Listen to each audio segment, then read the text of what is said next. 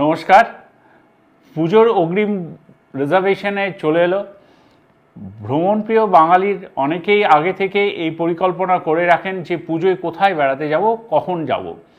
বাঙালির এই ভ্রমণের আকাঙ্ক্ষা চরিতার্থ করতে আগামী দিনে রিজার্ভেশন পিরিয়ডের টিকিট কাটার জন্য পূর্ব রেল অনেক সুবিধা নিয়ে আসছে।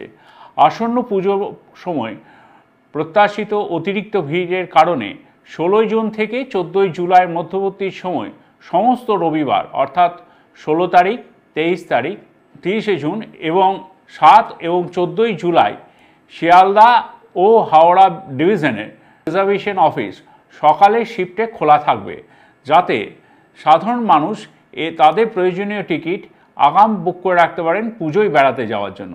হাওড়া ডিভিশনের সমস্ত রিজার্ভেশন অফিস এই রবিবারগুলি সকালের শিফটে খোলা থাকবে।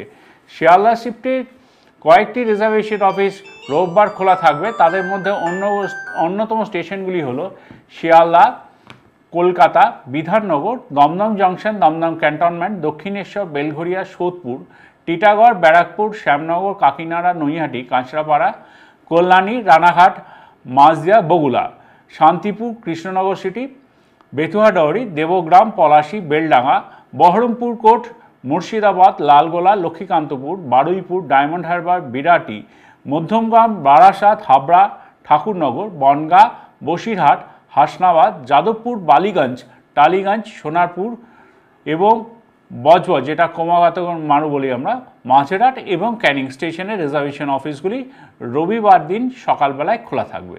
ধন্যবাদ।